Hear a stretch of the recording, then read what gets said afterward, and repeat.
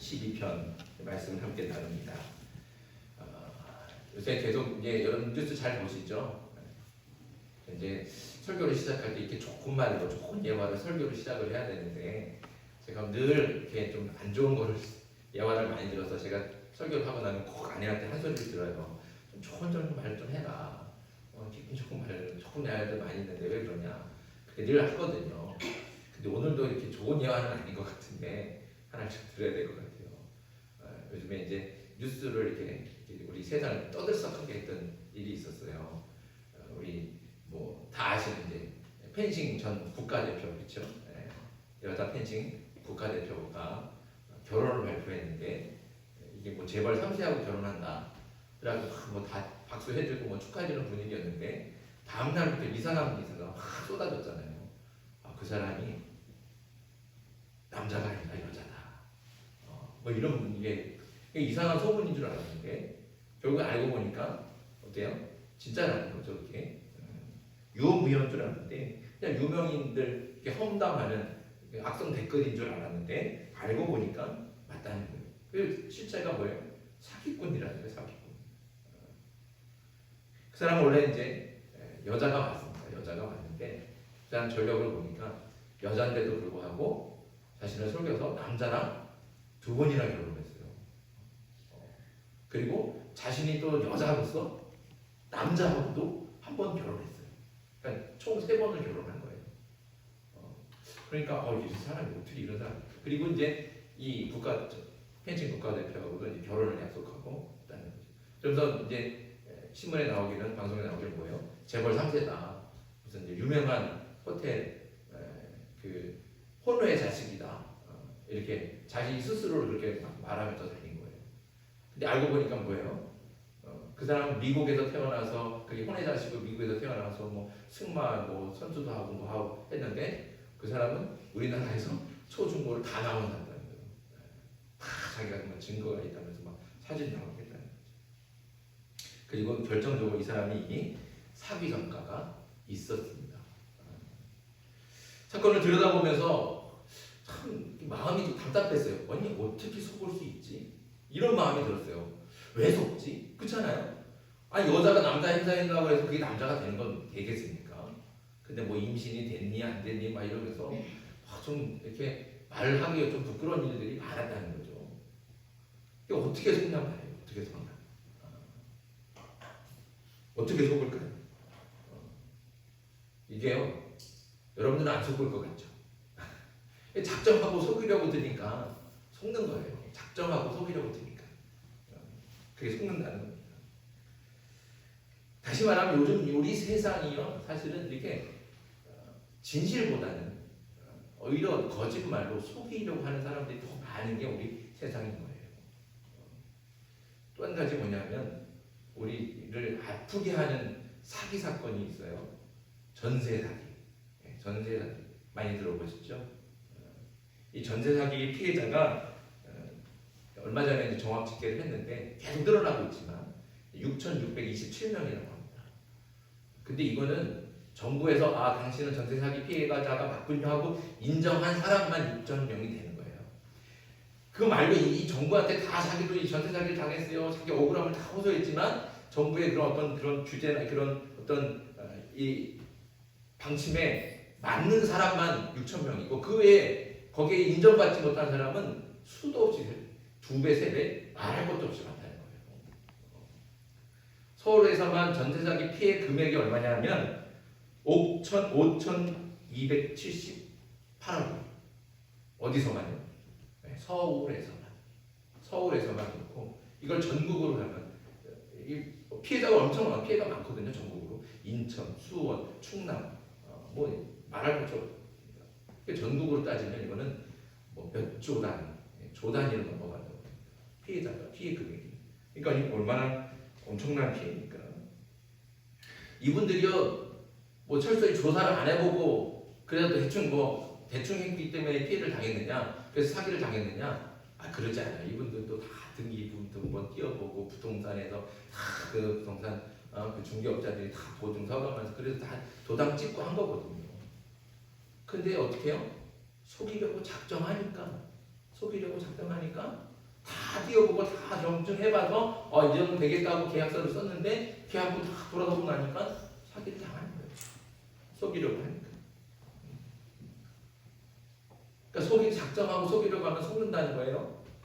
보이스피싱도 저거 왜 속지? 그럴 것 같지만 여러분들 전화 오면 엄마 나 지금 교통사고 그러면 깜짝 놀라서 돈 붙일 사람 여기 다 몇 명 계실 것 같아요. 보이스피싱도 피해는 금액이 말할 수 없어요.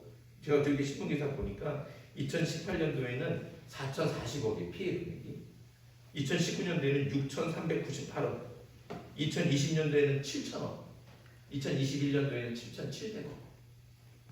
합계해보세요. 이게 몇 조가 넘어가잖아요. 작년에는 좀 줄었어요. 작년에는 좀 줄어갖고 4,743억이에요. 횟수도 줄었어요. 여태까지 계속 3만 건 이상의 그 피해자들이 남았었는데 피해가 한 15,000건으로 줄어서 반 정도 줄었거든요. 그럼 이게 그럼 피해가 완전히 좀 줄어들고 있구나 이렇게 생각이 될 텐데 그렇지는 않아요. 뭐가 늘었냐면 건당 피해 금액이 늘었어요. 한 건당 피해 금액이 오히려 작년에 더 늘었다. 이게 무슨 말이에요? 한 건 할 때 제대로 한다는 거예요. 그러니까 할아버지 할머니들 푼돈 긁어먹는지 안다는 거죠. 한 건 할 때 잘 조사해갖고 몇 억씩 막 이런 거를 해간다는 겁니다. 그러니까 더 세밀해지고 더 치밀해지고 있다는 거죠. 범죄가 더 발전해 가고 있다는 거예요. 이게 요즘 우리가 사는 세상입니다. 안타깝지만 이게 우리가 요즘 사는 세상이라는 거예요. 진실보다는 거짓이 더 가득한 시대. 가짜 뉴스 이런 게 얼마나 많이 있습니까? 유튜브 봐도 여러분들 유튜브 많이 보시지만 여러분들 유튜브 조심해야 돼요. 정말 유튜브 조심해야 됩니다. 이게 알고리즘이라고 해갖고 내가 한번 보면 그 관련된 영상들이 계속 뜨고 내가 찾는 게 아니고 자연스럽게 한번 유튜브만 열면 같은 비슷한 걸 막 뜨거든요. 그러면 그게 그런 것만 보니까 진짜 세상에 다 그런 줄 알아요. 근데 그런 것만 보여주는 거거든요. 이런 말이 있어요. 신문을 안 보는 사람은 바보 같은 사람인데 신문을 하나만 보는 사람은 더 바보 같은 사람이에요. 그러니까 신문도 사실은 두 가지 이상을 봐야 돼요. 여러 논조에 따라서. 아무튼 우리가 세상에 거짓말들이 얼마나 많은지 몰라요. 우리를 속이고 유혹하는 거짓이 얼마나 많은지. 그게 우리가 사는 세상이라는 거죠. 그런데 오늘 우리가 사는 세상만 그러냐? 그렇지 않고 수천 년 전에 여기 오늘 시편 다윗이 말하는 다윗이 살아가는 이 세상도 비슷한 거예요. 다윗이 말하는 세상도 거짓이 가득한, 거짓이 만연한 세상. 그런 세상을 보면서 탄식하고 호소하는 게 바로 오늘 시편의 말씀입니다. 오늘 1절 말씀 볼까요? 1절 같이 한번 읽겠습니다. 시작. 여호와여 도우소서. 경건한 자가 끊어지며 충실한 자들이 인생 중에 없어지나이다. 아멘. 자, 다윗은 이 시편을 시작하면서부터 어떻게 해요? 여호와여 도우소서. 얼마나 지금 큰 어려움 가운데 있습니까? 그러니까 말 시작하자마자 기도 시작하면서 노래 시작하면서 하나님 도와주십시오. 이 말부터 시작하는 거예요. 그만큼 급박하다는 거죠. 그런데 오늘 1절 말씀을 보면 주어가 없습니다. 주어가 없어요. 우리가 대부분 그래요. 하나님 나를 도와주십시오 이렇게 기도하든지 하나님 이 세상을 도와주십시오 그러든지 아니면 하나님 가난한 사람을 도와주십시오 이렇게 돼야 되잖아요. 근데 그 주어가 없다는 거죠. 주어가 없다는 뜻은 뭡니까? 주어가 없다는 말은 이 기도가 이 노래가 어느 한 사람을 위한 기도가 아니라는 거죠. 그것은 이 시대, 그 시대, 다윗이 지금 살아가고 있는 그 시대와 세상을 위해서 탄식하면서 하나님께 호소하는 기도이고 노래라는 겁니다. 자, 그럼 다윗이 살아가는 그 시대가 어떻길래, 그 세상이 어떻게 됐길래 이렇게 다윗이 기도를 시작하자마자 탄식하면서 호소할까요? 자, 1절 말씀의 끝을 다시 보면 경건한 자가 끊어지며 충실한 자들이 인생 중에 없어지나이다. 이렇게 기도합니다. 이 말씀을 새 번역 성경으로 번역한 것은 이렇게 번역하고 있어요. 신실한 사람들도 끊어지고 진실한 사람도 세상에서 사라지고 있습니다. 무슨 말입니까? 그러니까 세상에 진실한 사람이 사라지고 있다는 거예요. 그러니까 믿을 만한 사람이 없어요. 믿을 수 있는 사람이 남아있지 않는다는 거죠. 누가 와서 말을 해도 이 사람이 정말 믿을 만한 사람인가 의심이 간다는 겁니다. 대신 뭐가 가득해요?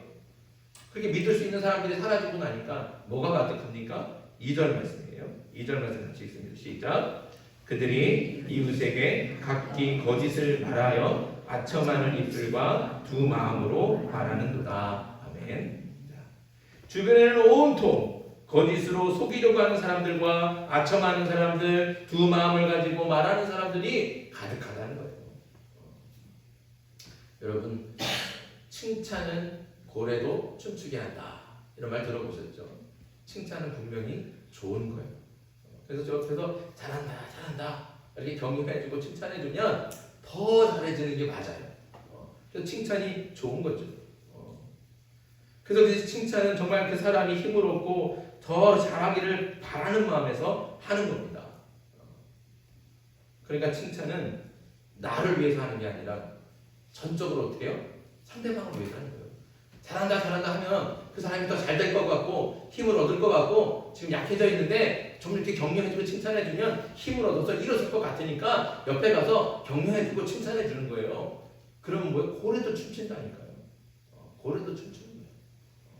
그게 그 칭찬은 좋은 거예요. 이 칭찬은 전적으로 어떻게 해요? 나를 위한 게 아니고 상대방을 위한 거예요. 그런데 아첨은 뭐예요? 아첨. 이 아첨은 누구를 위한 겁니까? 자기를 위한 거예요. 다 자기를 위한 거예요. 겉으로는 칭찬하는 것 같고 호의를 베푸는 것 같지만 그 안에는 다 꿍꿍이 속이 있는 겁니다. 내가 이렇게 말하면 이 사람이 나한테 이렇게 해주겠지. 내가 이렇게 잘 칭찬해주면 이 사람이 나한테 이렇게 대해주겠지. 내가 이 사람한테 잘 이렇게 참 뭐 좋은 말로 날 얘기해주면 내가 이렇게 좀 어려움이 있는데 날 이렇게 도와주겠지.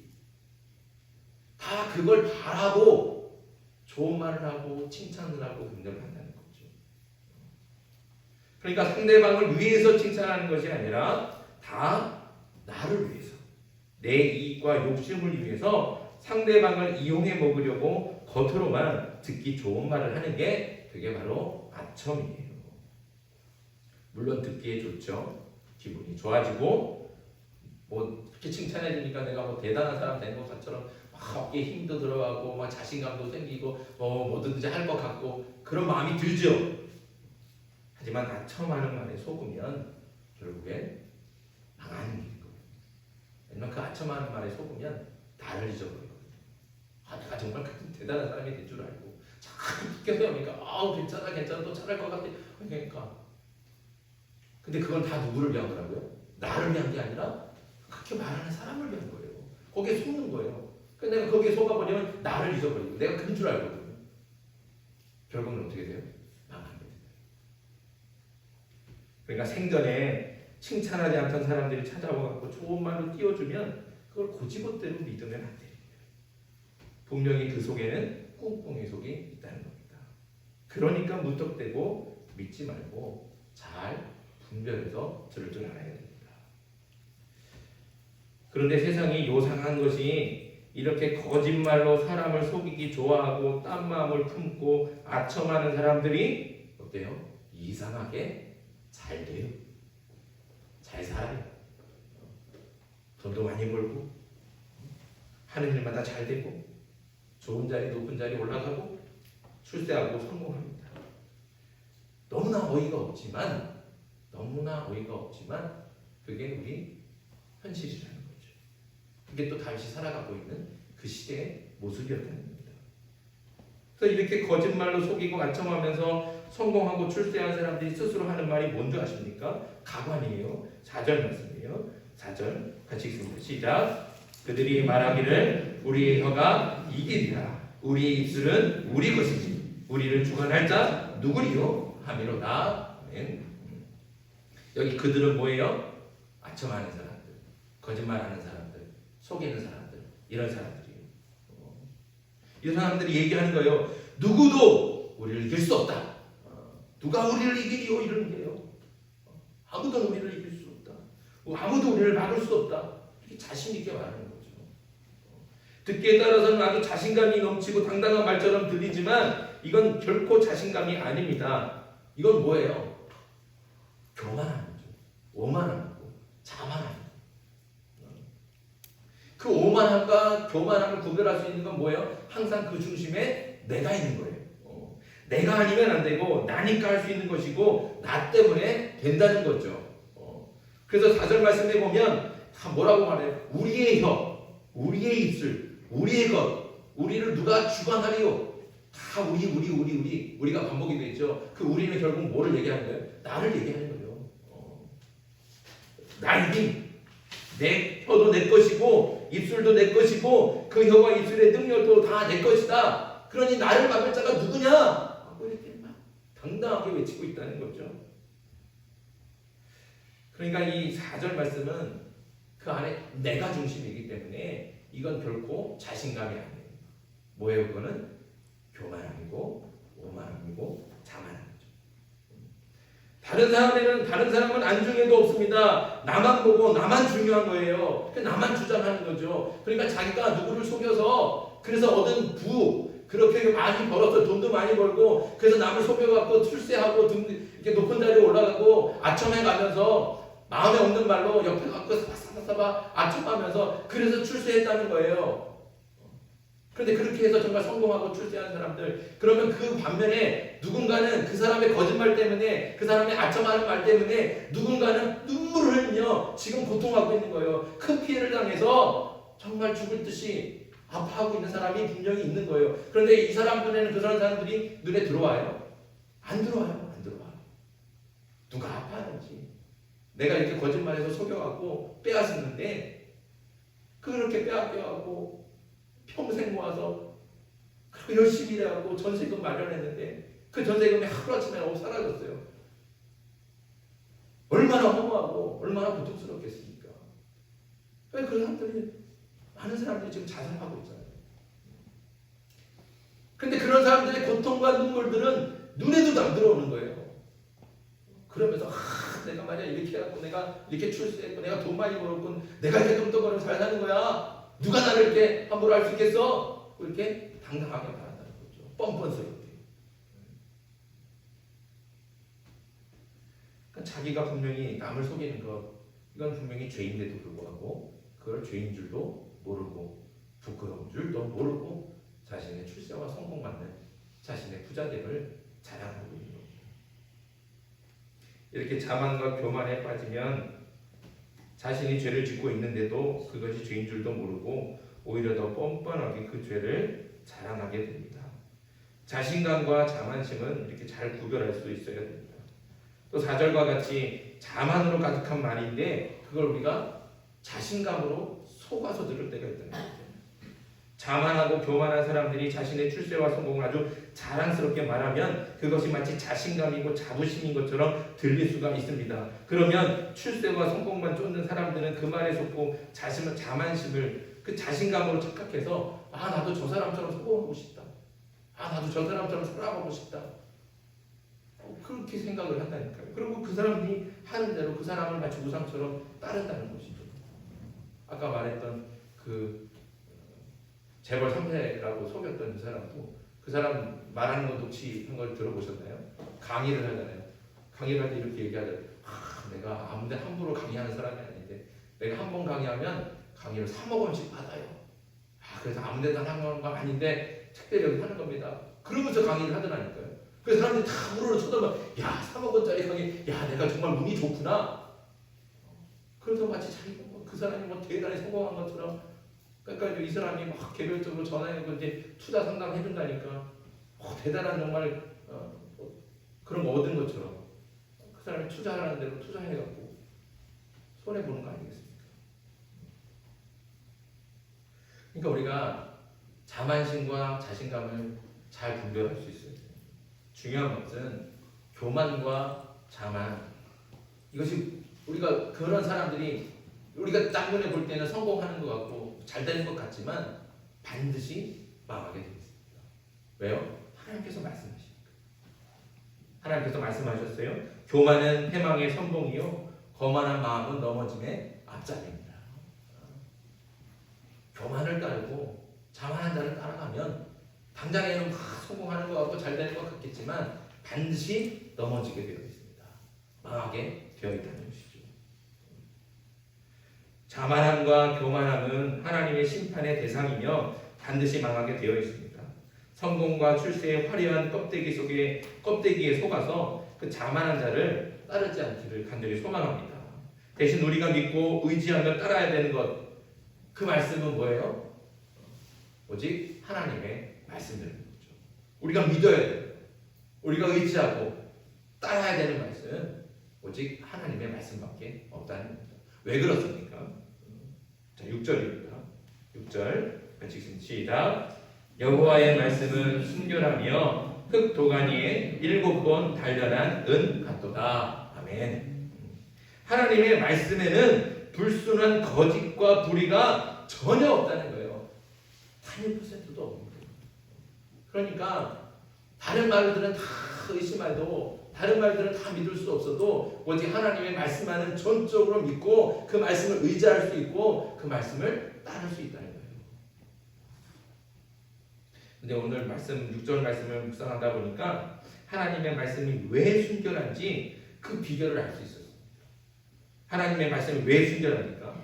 흙 도가니에 7번 단련한다는 거예요. 흙 도가니. 이 흙 도가니라는 건 뭐예요? 뜨거운 불을 얘기하는 거예요. 불 속에다가 어떻게 해요? 7번 넣었다 뺐다 한다는 뜻이에요. 그래서 단련하고 정련해서 순결하게 된다는 것이죠. 그러니까 하나님의 말씀이 세상에 나오려면 뜨거운 불 속에 7번 들어갔다 나온다는 거예요. 그러니까 절대로 하나님의 말씀이 쉽게 나오지 않는다는 겁니다. 하나님의 말씀은 쉽게 나오는 하나님 허투루 말씀하시는 게 아니죠. 하나님은 막 즉흥적으로 생각나는 대로 감정에 휩쓸려서 그냥 막 내뱉는 게 아니라는 거죠. 한마디를 하셔도 뜨거운 물 속에 7번이나 집어넣었다가 빼는 것처럼 심사숙고하시고 다시 구분하시고 다시 생각하셔서 신중하게 말씀하신다는 뜻입니다. 그래서 하나님의 말씀에는 거짓이 없고 실수가 없고 언제나 진리의 말씀만이 살아 숨쉬는 거예요. 그런데 여기에 우리의 말도 우리가 어떻게 해야 진실을 말할 수 있는지를 우리한테 가르쳐주고 있다는 거죠. 우리도 말할 때 이렇게 하는 겁니다. 물론 하나님처럼 7번은 못하더라도 생각하고 또 생각하면서 신중하게 말하자는 것이죠. 베스데이라고 하는 시인의 새 황금문이라는 시가 있습니다. 시를 한번 읽어드리겠습니다. 말하기 전에 새 황금문을 지나게 하라. 다 좁은 문들이다. 첫째 문은 그것이 참 말이냐. 다음 문은 그것이 꼭 필요한 말이냐. 내 마음속에 참된 대답을 하라. 마지막이요 가장 좁은 문은 그것은 친절한 말이냐. 이 세 문을 지나 내 입에 도달했거든 그 말의 결과가 어찌 될 것인지 염려하지 말고 말하라.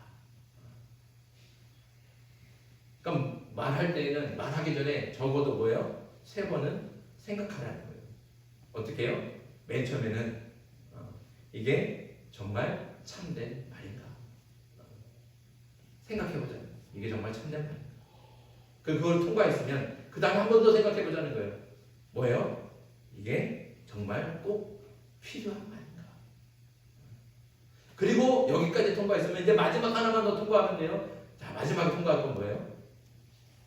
이렇게 말하는 게 정말 친절한 말인가?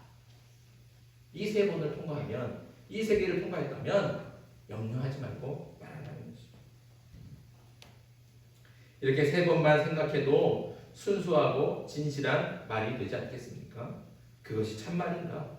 그것이 꼭 필요한 말인가? 그것이 친절한 말인가?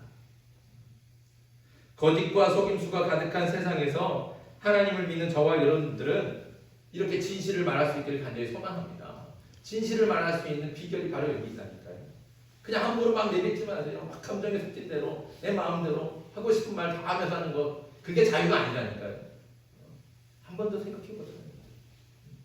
이게 정말 참된 말인가? 이게 꼭 필요한 말인가? 이게 정말 친절한가?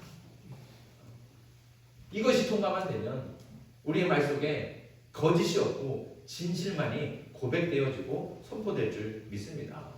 세상에 이렇게 거짓이 만연하지만 하나님을 믿는 저와 여러분들은 진실을 말해야 되지 않겠습니까? 진리를 선포해야 되지 않겠습니까? 사랑하는 성도 여러분, 저와 여러분들이 정말 이 거짓된 세상에서 진실을 말하고 진리를 선포할 수 있는 하나님의 사람들이 되길 간절히 소망합니다. 하지만 그럼에도 불구하고 우리가 세상에서 진실하게 믿고 신뢰하며 의지할 수 있는 말은 사람의 말은 아닙니다. 오직 하나님의 말씀인 줄 믿습니다. 특히 듣기 좋은 말로 포장된 아첨과 거짓에 속지 않기를 바랍니다. 또 자신감으로 겉만 보기 좋게 포장된 자만과 교만의 말에도 따르지 않기를 간절히 소망합니다. 우리가 믿고 의지하며 따라야 될 할 말은 오직 순결한 하나님의 말씀밖에 없습니다. 세상의 말을 잘 분별하여 듣고 음보다 더 순결하고 귀한 하나님의 말씀만을 믿고 의지하면서 하나님의 말씀을 따르는 저와 여러분들에게 간절히 소망합니다. 하나님의 말씀이 기준인 거예요. 그래서 세상의 말, 사람들이 와서 이래라 저래라 거기에 너무 귀 기울이지 마세요. 거기에 삶이 흔들리면 안 되는 거예요. 우리의 기준은 뭐가 되는 거예요? 하나님의 말씀, 진리 되신 하나님의 말씀. 세상에는요 정말 우리에게 듣기 좋은 말들이 막 포장된 말들이 너무나 많아요. 너무나 많아. 근데 거기에 속아 넘어가면 안 된다는 거죠. 우리가 무엇인가를 선택하고 판단하고 행동한다면 오직 하나님의 말씀이 기준이 되고 그 판단의 근거가 돼서 하나님의 말씀을 따라 순종할 수 있는 저와 여러분들에게 소망합니다. 우리가 믿고 의지해야 될 것은 오직 하나님의 말씀. 하나님의 말씀. 그러니까 하나님의 말씀 어디 있어요? 성경에 있잖아요. 성경. 성경을 많이 읽고 많이 읽고 묵상하고 그 말씀이 늘 우리와 가까이 있어요. 이 말씀에서 멀어지니까 어떻게 해요? 우리 귀가 얇아지는 거예요. 그래서 얇아지는 거예요. 그래서 누가 뭐 한마디 하면 그런가? 진짜 그래? 넘어간다는 거죠. 하나님의 말씀이 우리 가운데 가까이 있어요. 하나님의 말씀이 가까이 있어서 다른 사람이 하는 말이 우리 판단에 생각에 어떤 기준이 되지 않고 하나님의 말씀이 기준이 돼서 생각하고 판단하고 결정해요. 하나님께서 정말 기뻐하십니까? 정말 하나님께서 원하시는 일인가? 그걸 판단할 수 있어요. 오직 하나님의 말씀이 우리 가운데 충만해야 될 줄 믿습니다. 저와 여러분들이 믿을 건 없다는 게 없습니다. 하나님의 말씀, 진리가 되시고 순결하신 그 하나님의 말씀만을 진실하게 믿고 붙들어서 정말 이 거짓이 만연한 세상에서도 흔들리지 않고 넘어가지 않고 진리의 길을 하나님과 함께 동행하면서 그 진리의 길을 가서 마지막에 다 승리하며 또 하나님께서 주시는 놀라운 은혜와 축복으로 살아갈 수 있는 저와 여러분들에게 주님의 이름으로 축복합니다. 우리 주신 말씀 같이 기억하면서 함께 기도하겠습니다. 시간 기도할 때